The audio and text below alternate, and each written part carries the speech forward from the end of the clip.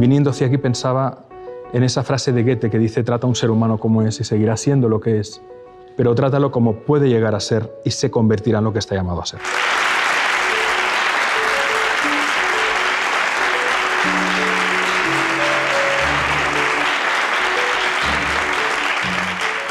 Qué bien estar aquí con tanta bella y buena gente. Es para mí un honor y una alegría sentida, sincera, porque es un privilegio poder hablar de educación, de conciencia, de transformación, de evolución, de sentido, de esperanza. Yo creo que la educación tiene mucho que ver con el corazón también, profundamente. No somos conscientes, porque no nos lo han contado, de cómo nuestra mirada condiciona necesariamente la calidad del vínculo con el otro, pero no solo el vínculo, sino las posibilidades de realización, no solo de todo ser humano, sino de toda forma de vida.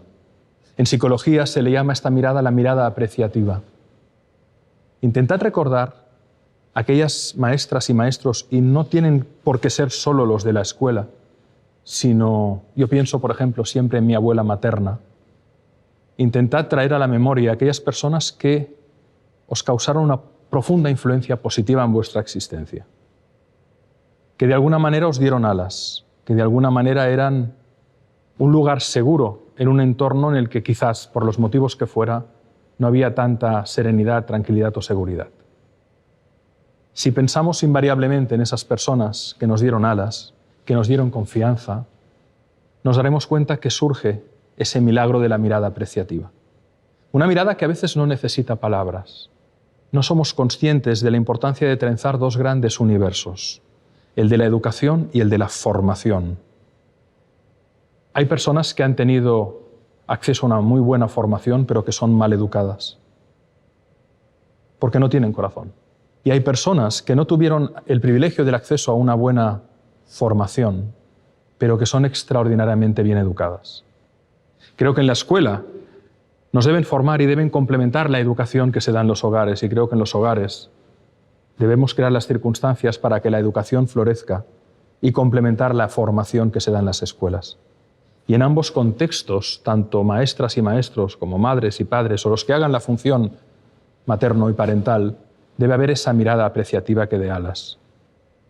Yo observé una vez en un partido de fútbol de mi hijo, cuando jugaba fútbol, que uno de sus amigos, al cual cambiaré el nombre, era el Pichichi, hizo el cambio prematuramente. Era un niño que con 12 años parecía un hombre de 17. Y era muy fuerte físicamente y era el mayor realizador. No lo podían, corriendo nadie llegaba a su velocidad, era un gran sprinter además. Pero invariablemente en cada partido se caía y salía dañado, en cada partido. No había ningún partido que lo acabara y que pudiera salir sin ningún tipo de revolcón. Y pensaba, aquí hay un hechizo. Hay algo raro. Este niño, le llamaremos Rubén, su nombre no era Rubén, siempre se cae. Y un día descubrí el hechizo. Su padre, antes del partido, en la segunda parte, cuando él entraba, para animarle, le dijo: venga Rubén, vuélvete a caer, torpón. Y a los pocos minutos se cayó. Entonces yo, como mi hijo era muy amigo de Rubén, le pedí a este señor que fuéramos a tomar algo juntos, en el mismo partido, en el bar del campo de pueblo en el que estábamos. Y le dije: ¿sabes por qué creo que se cae tu hijo? Y no te lo digo, no te lo expreso como una crítica, sino te voy a decir algo porque quiero mucho a este niño y creo que es importante que tomemos conciencia de que cada vez que juega sale sangrando, ¿no? Y me decía: se cae porque es torpe. Y le dije: no se cae porque sea torpe, se cae porque te ama. Y tú le dices: sé un sapo, como hacen los cuentos de hadas, y se convierte en sapo. No le digas que se caiga. No, es que para motivarme a mí, mi padre me decía eso. Se concentraba en lo negativo. Digo, bueno, es un estilo, probemos otro estilo. Dile: hijo, sal, corre y disfruta. Marca muchos goles. Y no hace falta que te caigas. Si te caes, yo te curaré. Pero no hace falta que te caigas. Le estuve explicando en qué consistía la mirada apreciativa, el efecto Pigmalión. Le cité la frase de Goethe, y palabra de honor que Rubén no se volvió a caer. Nuestra mirada, y cuando digo mirada, debería decir nuestra postura existencial, nuestra manera de estar en el mundo, manifiesta nuestro sistema de creencias, lo que creo sobre mí, lo que creo sobre ti, lo que creo sobre la vida. Imaginad que fuéramos capaces de hacer una mirada apreciativa sin prejuicios, que fuéramos capaces de concentrarnos en las bondades y en las virtudes, sin perder el pensamiento crítico, por supuesto, ¿no? Si nos pudiéramos liberar de falsas creencias sobre nosotros mismos, de prejuicios sobre el otro y de proyecciones, que es lo que el otro piensa que yo pienso sobre él, estaríamos mucho más cerca de algo fundamental, que es la realidad. Y al final, yo creo que nacemos mujeres y hombres, pero devenimos humanos. La humanización es una conquista. Y en esa humanización tienen que trenzarse tres principios: principio del placer, principio del deber y principio de realidad. Cuando somos capaces de trenzar estos tres principios, el deber, el compromiso, el placer, la alegría y la realidad, darnos cuenta de lo que es, tenemos mucha más capacidad de transformación individual y colectiva. Si a eso además le añadimos una mirada apreciativa, potenciamos esos tres principios y podemos conseguir mucho más en lo individual y en lo colectivo. Y sobre eso vamos a hablar y sobre eso vamos a compartir. Y Rubén no se cayó. ¿Y cuántas personas no se caerían si hubiera alguien que les dijera: eres extraordinaria o extraordinario, puedes hacerlo, cuenta conmigo, porque al final no prediques, tus hijos te están mirando? Tú eres un escritor de fama mundial y quería preguntarte sobre las historias. ¿Por qué son tan importantes en nuestra vida y, sobre todo, por qué es importante enseñar a los niños a contar historias? Para responder a esta pregunta voy a dar dos pasos atrás, ¿vale? Creo que amar son tres cosas. La primera es la voluntad de comprender la singularidad del ser y sus circunstancias. Tú amas a alguien cuando tienes la voluntad de comprenderle o de comprenderla, mismo si no lo comprendes, pero tienes la voluntad. Amar es cuidar. Amar es hacer algo que sea coherente con lo que le declaras. No tiene ningún sentido que tú proclames el amor a alguien si no hay un comportamiento observable. Y ahora voy a tu respuesta. Y amar es inspirar, para ayudar al ser amado a que construya nuevas realidades objetivas, que pueda llevar a cabo un proyecto, que pueda superar un examen, que pueda hacer un buen trabajo de investigación, que pueda darse el permiso de hacer algo que le da miedo, pero inspirar también para nuevos sentidos a la vida. El que ama procura que el ser amado construya una narrativa interior que le sostenga especialmente en la adversidad. Y las historias sirven para eso. Las historias nos inspiran, nos dan anclajes en la memoria, nos dan referentes de cómo ese personaje superó esa dificultad. Hay un libro maravilloso que se llama Psicoanálisis de los cuentos de hadas, que lo escribió Bruno Bettelheim, y el prólogo de ese libro ya es una joya, ¿no? Y comienza más o menos así. Si queremos que nuestros hijos construyan un sentido en su vida, y recordemos que la vida objetivamente no tiene sentido, el sentido se lo da cada cual como puede, construyendo la narración interna que le va a sostener. Los cuentos están para eso. Creo que se atribuye a Andersen, pero no estoy seguro que sea de Andersen, la frase que decía que los cuentos se escriben para que los niños duerman tranquilos y los adultos se despierten. Las historias crean imágenes mentales, crean arquetipos de enorme fuerza. Una narración sobre tu propia vida o sobre la vida de un ser amado o sobre un mito o alguien desconocido puede en un momento determinado actuar como un acicate o como una palanca que te lleve a una respuesta desde la fuerza interior, desde la voluntad de seguir, desde la voluntad de servir. Por eso son muy importantes las historias. De hecho, decía Raimundo Lulio, el filósofo, que la palabra es el arma más poderosa. Y es poderosa porque nos ayuda, sobre todo, a comprendernos, pero a trenzar historias que nos unen y que ayudan a dar sentido a la vida. ¿Cómo descubriste tu talento para la escritura y qué le dirías, qué consejos le darías a un joven como yo que quiera dedicarse a la escritura? Fíjate que yo fui a parar a escribir sin buscar escribir. En un momento determinado, cuando yo tenía 27 años, confluyeron dos circunstancias en mi vida. La primera fue el anuncio del embarazo de la que hoy es mi hija mayor, Laia. Y en paralelo, una semana después, un gran amigo mío moría de infarto de miocardio fulminante, dejando mujer y 2 hijos. La confluencia, por un lado, de la alegría, pero también de la responsabilidad, pero también de la expectativa, de la ilusión del nacimiento de mi primera hija, y la pérdida súbita de un hombre sano, deportista, pero que tenía una enfermedad que luego se supo cuando falleció, pero que no se había manifestado, me llevó a una depresión. Sobre todo el duelo por la muerte del amigo y el desconcierto por todo, porque de repente tuve miedo. ¿Y sí me pasa a mí? Encontré el camino de salida escribiendo. Una noche me desperté, no podía dormir y empecé a escribir. Y seguí escribiendo. Y varias noches y los fines de semana. Escribía de todo. Un día mi mujer leyó esos textos y no los soltó. Empezó a leer y no soltaba. Y cuando acabó me dijo, aquí hay cosas que me inspiran y me emocionan y que me gustan. Oye, ¿por qué no lo ordenas y lo publicas? Y yo le dije, esto es para mí, no tengo intención. Yo incluso hoy no me considero escritor. Me considero más divulgador, más pedagogo que escritor, porque dedico apenas un 1% a escribir. Yo los libros los he escrito de madrugada o en fin de semana. Un día vino un amigo editor y a mi mujer le habló de los manuscritos, me pidió si se los podía llevar y como es un buen amigo se los dejé. Y al cabo de 2 días me llamó y me dijo, vamos a desayunar juntos. Fuimos a desayunar y me dijo, esto lo tienes que pulir y publicar. Es honesto y es útil, me dijo, me acuerdo perfectamente. Me presentó a una agencia literaria y hasta aquí. Como maestra, me gustaría saber cómo podemos fomentar la pasión por la lectura a los niños, a los adultos, a los jóvenes. La pasión como el entusiasmo se contagian, igual que se contagia la tristeza y la depresión. No prediquemos, nuestros hijos nos están mirando. Creo que la mejor manera de contagiar es que nos vean leyendo y que hagamos del ritual de la lectura una celebración, es decir, cuando el fin de semana salgamos a pasear, vayamos a una biblioteca pública a pedir un libro. Vayamos a una librería a comprarlo. Que vean nuestra mesilla de noche repleta de libros. ¿Qué tiene eso que acompaña continuamente a mi padre o a mi madre en su vida, en la mesilla de noche, al lado del sofá, en la mesa del sofá? En cualquier lugar deben haber libros. El libro tiene que estar, tiene que haber la posibilidad del acceso al libro. Si les cuesta leer, el cómic es una magnífica puerta de entrada. Busquemos qué cómics, en función de la edad y del contenido, les pueden interesar. Además, se han hecho estudios que dicen datos tan sorprendentes. Me lo decía un amigo mío, editor, Jordi Nadal, un magnífico editor, me decía que hay un estudio en el que se constataba que los hogares que tenían libros, la probabilidad de que las niñas y niños que habitaban allí llegaran a finalizar una carrera universitaria era mucho más alta.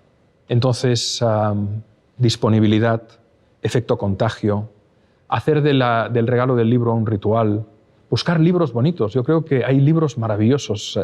Afortunadamente el sector editorial ha evolucionado y ahora hay libros de cuentos, hay cómics que están bien editados, hay esos libros que al abrirlos se muestran en 3 dimensiones maravillosos. Hay tanta oferta que podemos hacer de ello un objeto de celebración, ¿no? Y sobre todo, que nos vean conversar sobre el libro. Es decir, que la pareja o la unidad familiar, los miembros de esa casa, cuando uno acaba un libro, oye, te voy a contar lo que he leído aquí, esto es fascinante, y que forme parte de la conversación. Es decir, asumir la normalidad y la maravilla de tener un objeto que vale mucho más de lo que cuesta. Hola, Alex, soy Rafa. Hola, Te quería Rafa. hacer una pregunta sobre la palabra. Hay un problema con la palabra, con lo que hablas con los hijos, con lo que les explicas, que incluso con lo que oyen, que está fuera de su ámbito, que lo están escuchando, yo creo que eso es un problema que nos encontramos los padres, que a veces no sabes cómo explicar una cosa tremenda o la conversación con ellos. Mira, fíjate que en relación a la palabra hay 4 habilidades, ¿verdad? Leer, escribir, escuchar y hablar. A nosotros en la escuela, ¿qué nos enseñaron? De esas 4, ¿cuáles nos enseñaron? Básicamente, ¿a qué nos enseñan? Básicamente a leer y a escribir. No nos enseñan apenas ni a escuchar y tampoco nos enseñan a hablar, a conversar. Si escribir bien es un arte, escuchar bien es un gran arte.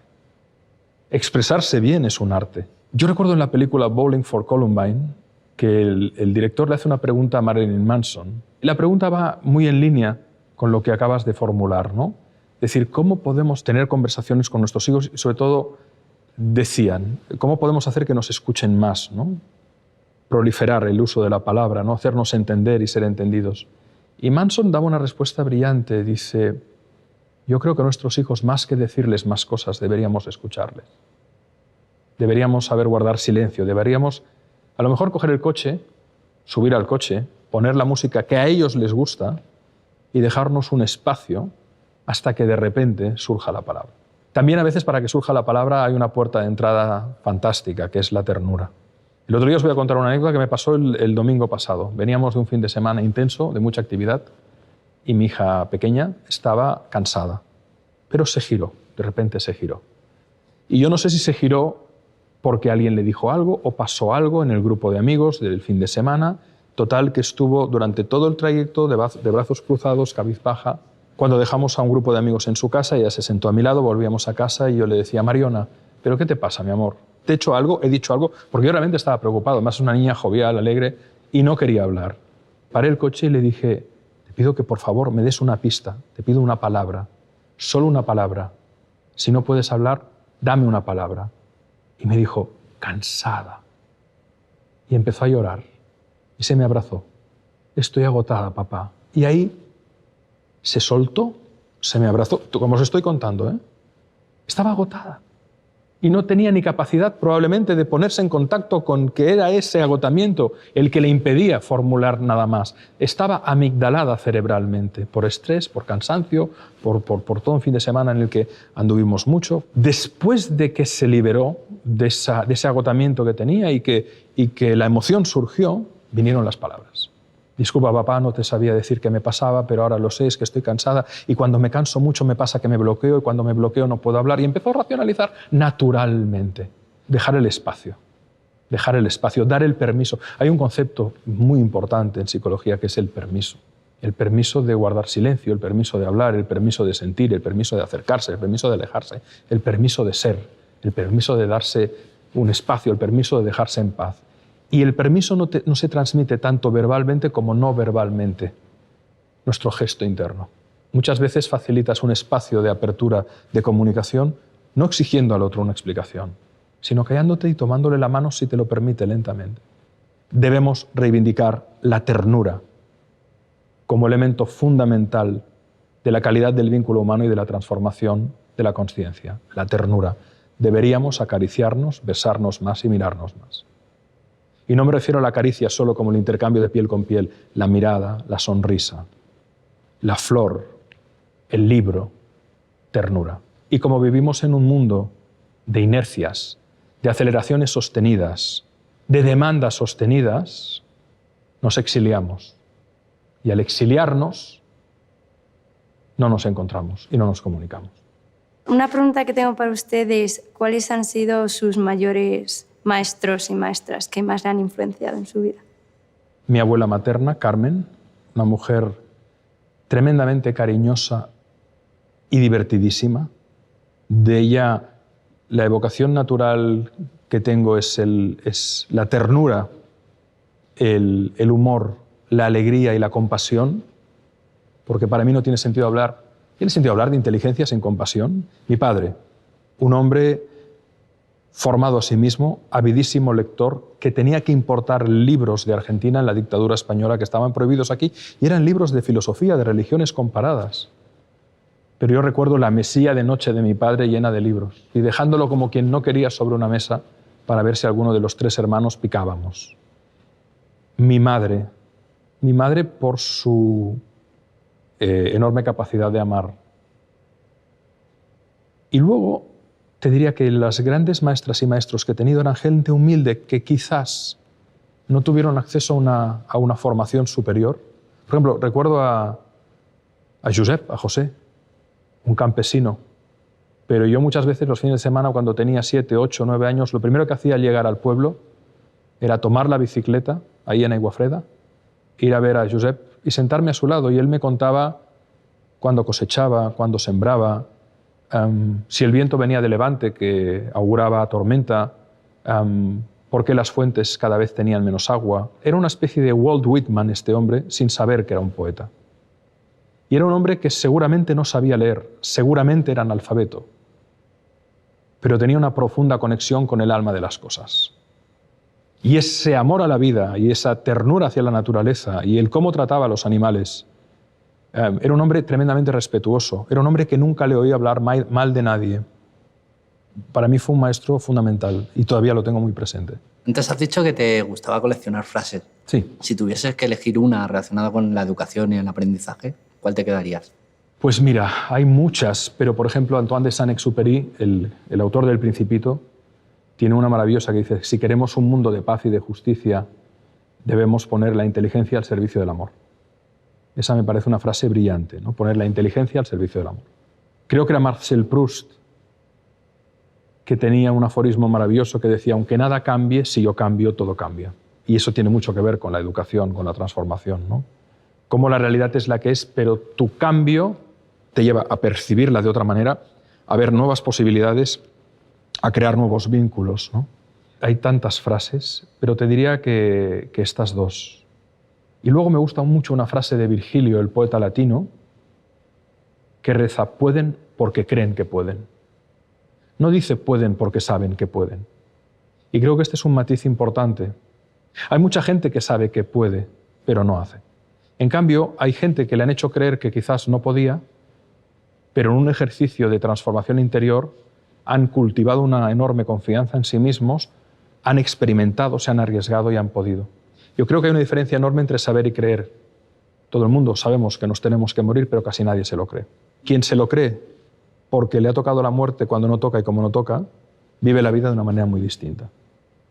El saber es fundamental, pero el creer puesto al servicio de la inteligencia, de la confianza, de crear un vínculo potente, hace una trenza poderosísima con el saber.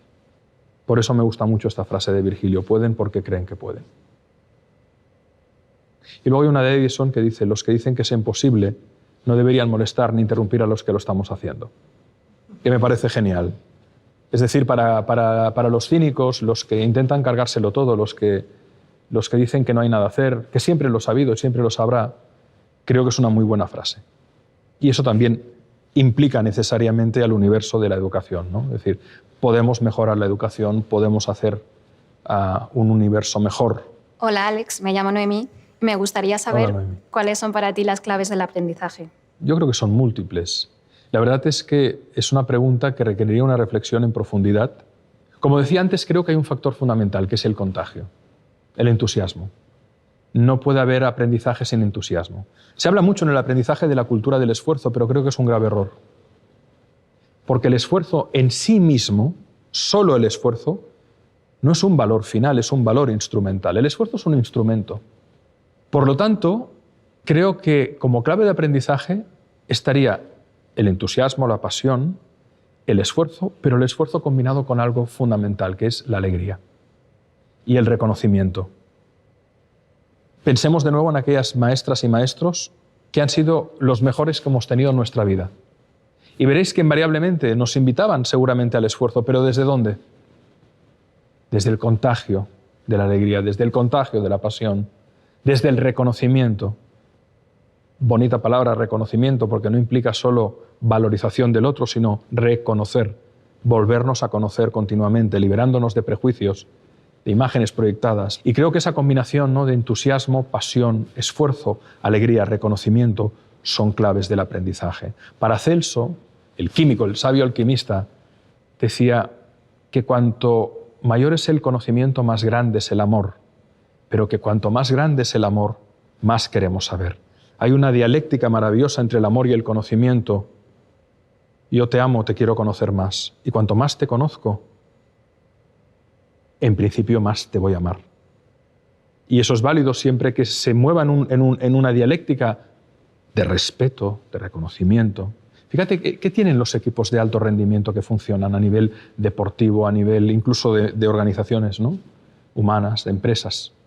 Tienen tres cosas. En primer lugar, se respetan. Sin respeto no hay nada. En el aprendizaje es lo mismo. Hay que respetar a la persona que está aprendiendo. Segundo, la admiración. La admiración es fundamental porque pone en marcha el mecanismo de aprendizaje por imitación. Yo cuando admiro a alguien le quiero imitar. Inconscientemente tiendo a incorporar su lenguaje, sus gestos. Y la tercera variable fundamental es que haya un afecto profundo. ¿Alguien ha leído a Kenzaburo Oe? El que fuera el segundo premio Nobel japonés de literatura, le dieron el Nobel en 1994. Os voy a contar una breve historia maravillosa que la podéis encontrar en su libro Una cuestión personal. Ahí está novelada, pero tiene muchos tintes autobiográficos. Kenzaburo era licenciado en Filosofía y Letras. En cierta ocasión su mujer se quedó embarazada y en paralelo coincidió que a él le enviaron a hacer unas entrevistas a los médicos de Nagasaki en relación al aniversario de la bomba atómica, ¿no? El niño venía con el cerebro herniado y los médicos aconsejaban el aborto. Pero su mujer decía que ella quería alumbrar al niño, aunque sabía que ya una vez fuera alumbrado se tendría que seccionar una parte del cerebro y eso podía generar pues, muchos daños. Él dijo, no tomemos ninguna decisión, me voy a hacer las entrevistas a Nagasaki y cuando vuelva, cuando regrese, decidiremos. Él volvió conmovido de Nagasaki porque conoció historias de resiliencia, de longanimidad, esa palabra que hemos olvidado y que quiere decir capacidad de superar reiteradamente la adversidad. Total, vuelve de Nagasaki y le dice a su mujer, oye, que nazca el niño porque yo he visto, hablando con estos médicos y con sus pacientes, unas historias de transformación, de esperanza, de superación maravillosas. El niño nace y a raíz de la intervención queda con autismo, pierde mucho la visión, ataques de epilepsia, descontrol de esfínteres, dificultad para el movimiento. Y volvemos a lo que decíamos al principio, a la mirada apreciativa, al efecto Pigmalión, a la transformación desde el amor, ¿no? Sus padres, padre y madre, no renuncian en ningún momento a encontrar en ese niño al que los médicos dicen que es un vegetal, algún don o característica que le lleve a florecer. Le observan durante muchos años y aparentemente nada, hasta que un día el niño con 6 años dice el nombre de un pájaro, paseando por un parque, un pájaro que canta. Los padres se dan cuenta que al niño le fascina el canto de los pájaros. Le compran cintas con cantos de pájaro. Con el tiempo las reconoce todos los pájaros, solo por el canto. Deciden contratar a una profesora de música.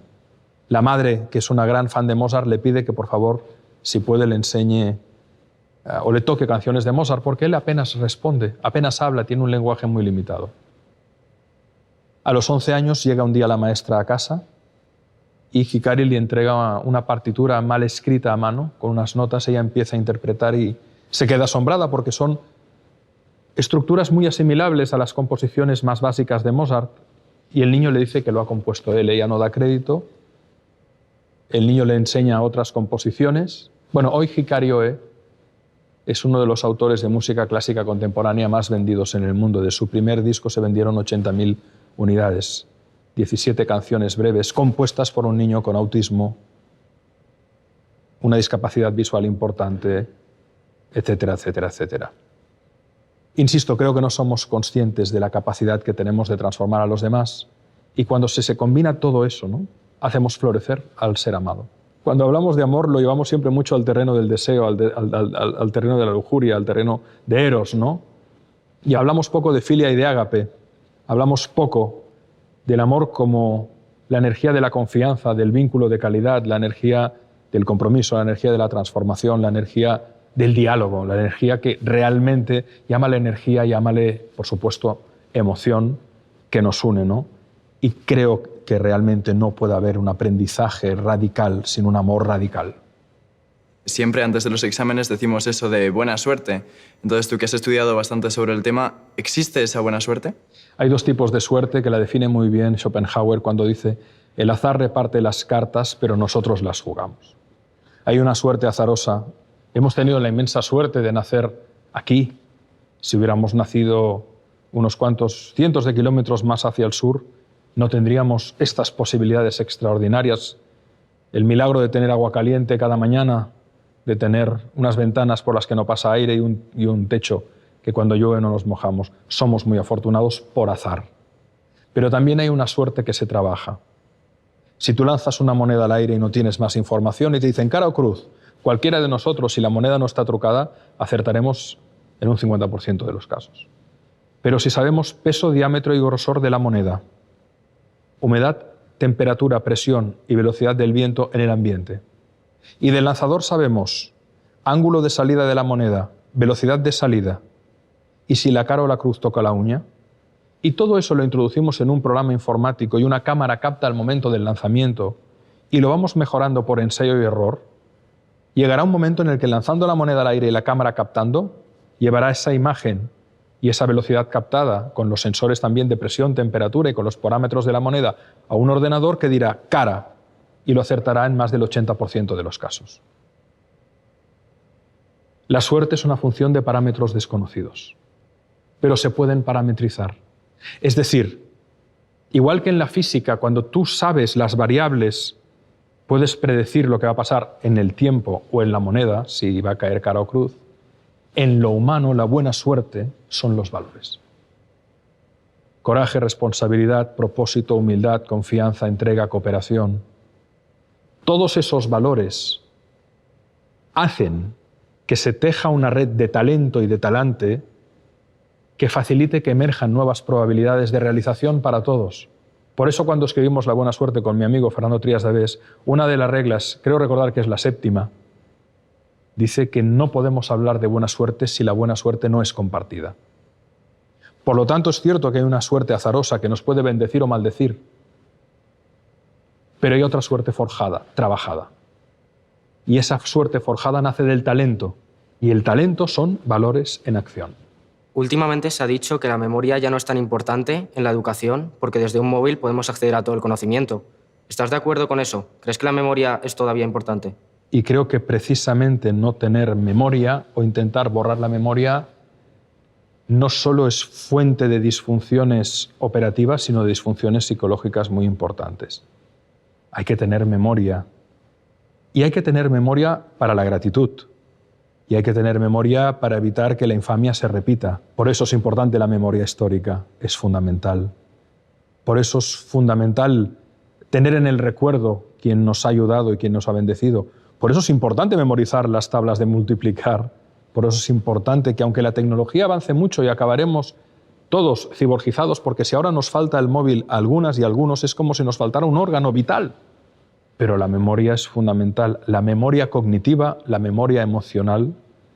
Incluso me atrevería a hablar de la memoria espiritual en términos de gratitud, ¿no? De humildad, es crítica. Y por tanto hay que trabajar la memoria, porque además es un placer poder traer a colación, aquí y ahora, aquello que en un momento te ha conmovido, o aquello que crees que le puede ser útil al amigo, o cómo se llamaba aquel libro que ahora quiero aconsejar, o aquella película, o qué decía aquel fragmento que leí, o aquel poema que a lo mejor le quieres regalar a la persona a la que amas. Y yo creo que debemos seguir trabajando la memoria como una pieza más de todo el proceso de humanización. Sin memoria no somos nada. Tu primera obra habla sobre Albert Einstein. ¿Qué aspectos del conocimiento, del aprendizaje y de la inteligencia destacarías de este gran genio? Hay dos Einsteins.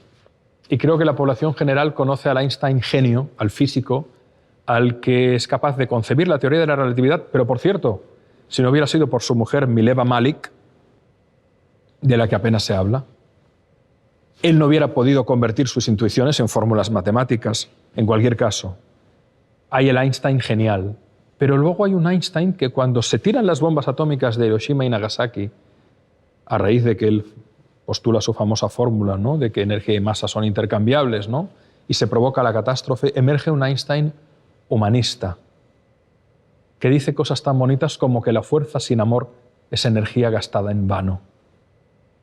Y se da cuenta de que su extraordinaria inteligencia ha puesto al servicio de la humanidad una capacidad de destrucción formidable. Y entonces emerge un Einstein que pasa de ser desagradable, huraño, ensimismado, hasta narcisista, a un Einstein compasivo, pacifista, cuidadoso, conferenciante por la paz.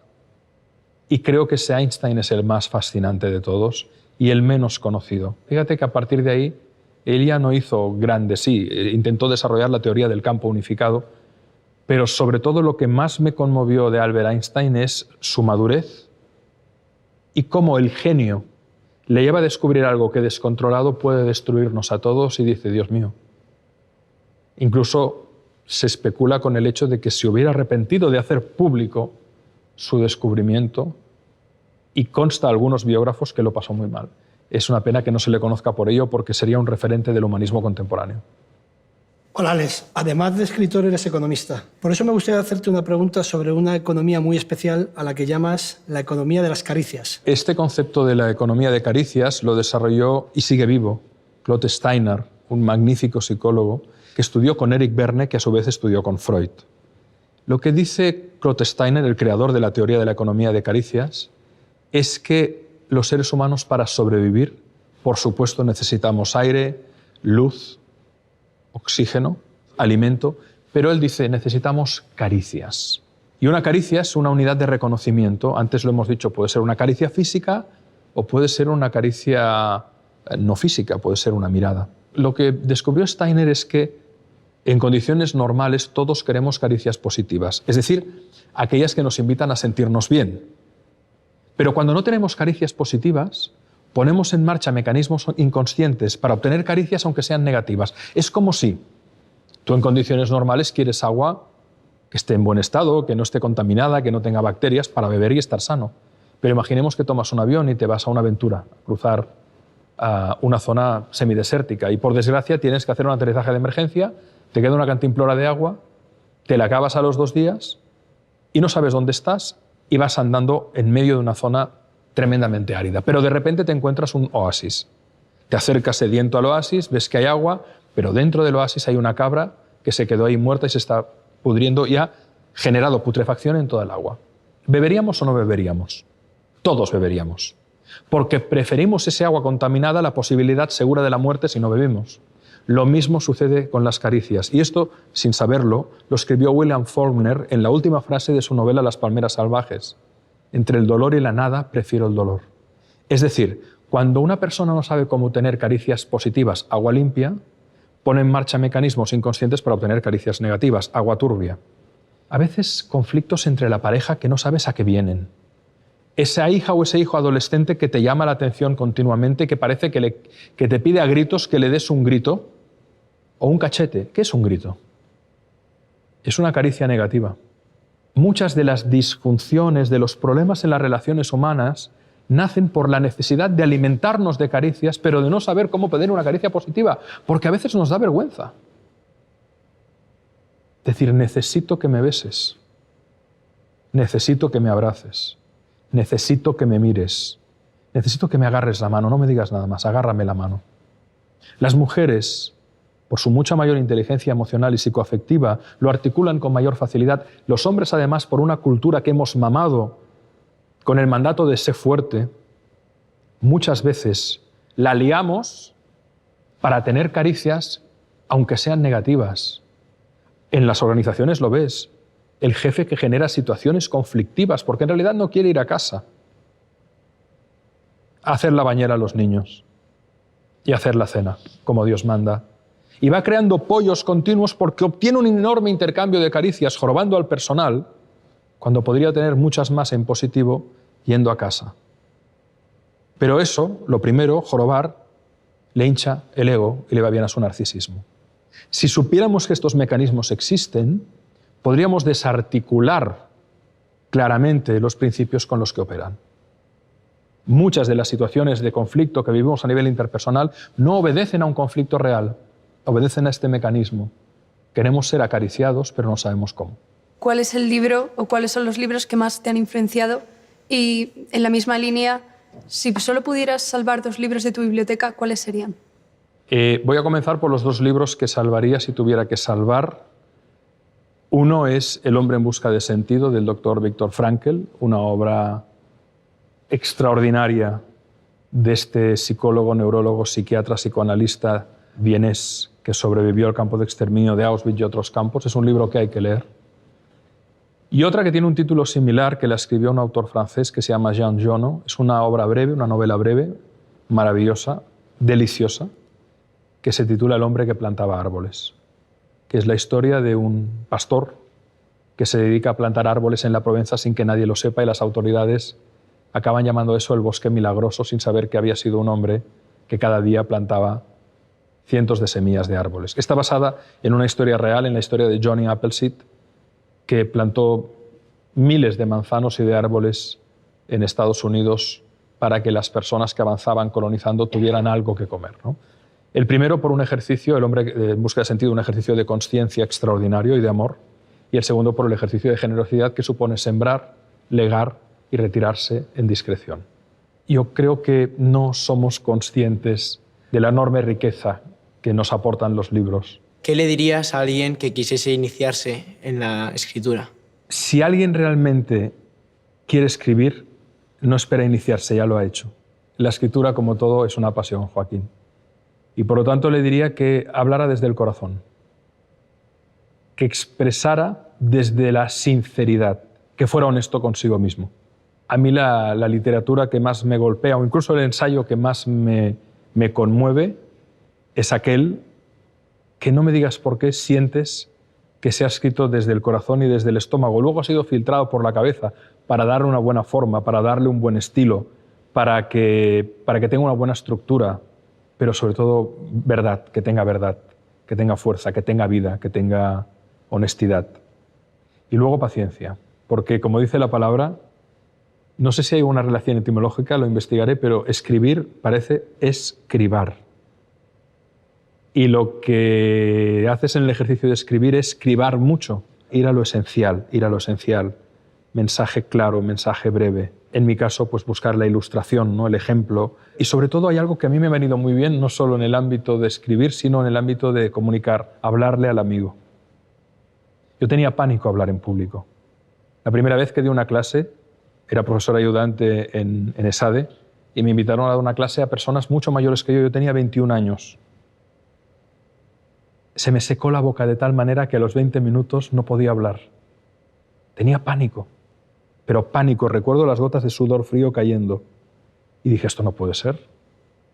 Y entonces pues hice un taller de psicodrama con un gran maestro y me di cuenta que proyectaba todo mi miedo al otro, ¿no? Y me di cuenta que era tan simple como hablarle al amigo, hacerte entender, ser entendido, traspasar de la mejor manera posible aquello que quieres comunicar. Por lo tanto, en mi caso, lo que procuro es hablarle al amigo. Y eso me ayuda mucho, a encontrar el tono, la manera. Quería preguntarte algo quizá un poco peculiar. Viene a colación de que uno de tus últimos o tu último libro es La alegría, ¿no? ¿Creo? Sí, es alegría. Se llama Alegría. Exactamente, me encanta. Yo me considero una persona alegre y optimista y también en relación con lo que has dicho antes de que la buena suerte o la mala suerte a veces te viene dada por las cosas que están en la vida sin que tú las puedas elegir. Hablo en relación, por ejemplo, a cosas malas de tu vida que sabes que tienes que superar. Y yo, aunque soy muy alegre, cómo contagiar, por ejemplo, a un hijo de malas experiencias que hemos tenido que vivir y que no se pueden evitar. Y a pesar de mi alegría, ¿es suficiente mi alegría para contagiarle la alegría de la vida y de que la vida está ahí para continuar y para seguir viviendo y porque pueden venir cosas mejores? Creo, por lo que he leído, que por supuesto que hay condicionantes también en la manera de ser de cada persona, ¿no? en su carácter, en su estructura de personalidad, ¿no? Te voy a contar un experimento. Cuando escribíamos Alegría, con mi gran amigo Francesc Miralles, nos documentamos mucho, ¿no? Y descubrimos un experimento que se ha hecho en Alemania con ratones, y los científicos han descubierto una cosa que le llaman ahora engramas, no eneagramas, engramas. Consiste en provocar a esos ratones directamente por estimulación eléctrica en el cerebro experiencias agradables de alegría, placenteras. Y se ha observado que ratoncitos que estaban en depresión se curan rápidamente. Pero lo mejor es que algunos psicoterapeutas, por analogía, han dicho, en el proceso de la psicoterapia, si la persona es triste, está en un momento depresivo, dependerá obviamente del grado de depresión, y yo no soy psicólogo ni psiquiatra y por lo tanto expreso por lo que he leído, pero guardo un respeto reverencial a estos profesionales que son los que de verdad saben, ¿eh? Pero haciendo al paciente que hiciera el ejercicio de evocar a menudo recuerdos alegres, se observaba que se aceleraba de manera significativa la mejora. Por lo tanto, la alegría se contagia. Y a primero es una suerte tener cerca personas como tú, que ya se ve risueña, con una mirada de ojos brillantes, ¿no? que contagias buen rollo, que ahora se llama, ¿no? Pero con eso no es suficiente, porque también la alegría tiene mucho de elección. Hay veces que por imperativo moral tienes que estar alegre para animar a los que tienes al lado, porque sirve de muy poco entrar en un pozo y apretar a fondo el gas para hundirse más en el pozo. Y no estoy negando la tristeza, ¿eh? La tristeza tiene una función como emoción fundamental y a veces me alarmo de cómo quieren ponerle parches a la tristeza, ponerle pastillas a la tristeza, que el duelo pase rápido como si nada hubiera pasado. No, hay que entregarse al duelo y a la tristeza también. Pero el veneno está en la dosis, siempre. Y por lo tanto tú podrás contagiar tu alegría, pero también es elección del otro convocarla. Hola Alex, soy Joe. Como padre, quería saber cómo podía ayudar a mis hijos a ser todo aquello que pueden llegar a ser sin proyectar en ellos lo que yo creo que deberían ser. observándoles. Esa canción de Serrat, ¿no?, que dice que les vamos pasando, no sé cómo, ahora no recuerdo exactamente la letra, ¿no?, pero dice, les vamos dando a cucharadas nuestras frustraciones, ¿no?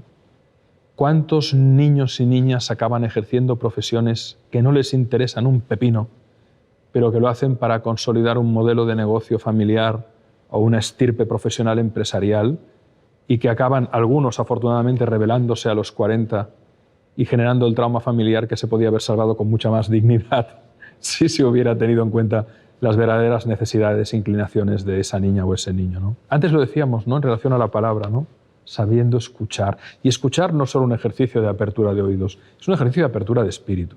Yo sé, mi hija mayor está estudiando Bellas Artes y Psicología en Estados Unidos, ¿no? Ya de pequeña, Laia, cuando íbamos a pasear por el bosque, recolectaba piedras, troncos, ramitas, materiales que para otros pasaban inadvertidos, pero ella era capaz de ver una belleza asombrosa en una hoja de roble, y luego le pasaba un hilo de una brizna de hierba, le ponía 2 o 3 margaritas, lo cerraba con una bellota en medio, hacía lo mismo y hacía un collar orgánico. Esa niña tenía naturalmente una habilidad manual y artística que hoy está ejerciendo.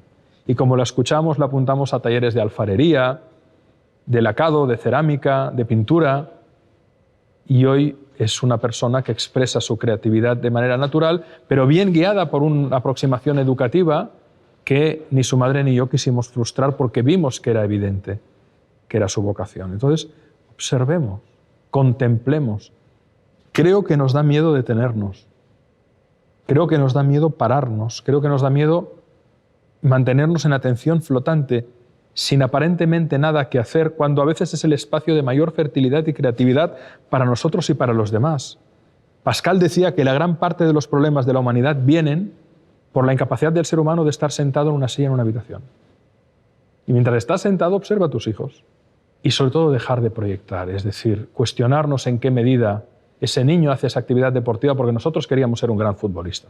¿Estás teniendo en cuenta a ese ser humano único y excepcional, o estás haciendo que compense tus faltas? Entonces, si quieres liberarlos, cuestiónate. Hay que tener el coraje de cuestionarlo todo. Tu religión, tu padre, tu madre, a ti mismo, porque cuestionar no implica matar. Es cuestionar. Porque si no caemos en dogmas conscientes o inconscientes que lo que hacen es perpetuar el sufrimiento. O sea, la pregunta que tendríamos que hacernos muchas veces es ¿qué es lo que tengo que aceptar? Que mi hijo no es como yo, que quiere otras cosas. Pues qué bien, cuánto puedo aprender de ella o de él. Ha sido un placer. Muchísimas gracias por todas las preguntas que han surgido, que han sido realmente estimulantes y brillantes. Me gustaría cerrar esto. Nos miramos los unos a los otros, ¿no? Me han puesto en esta alfombra y en esta silla, pero yo os miro y pienso que es corresponsabilidad de todos hacer de este mundo un lugar más habitable, ayudar a que haya mejores personas en él y que creemos una epidemia de generar encuentros desde la reflexión, desde el respeto, desde el afecto, en los que vayamos avanzando en el conocimiento y en el aprendizaje. Así que gracias de corazón por vuestra presencia, por vuestro cariño y por vuestras preguntas brillantes. Buena vida, buena suerte, buen amor y buen trabajo. Muchas gracias.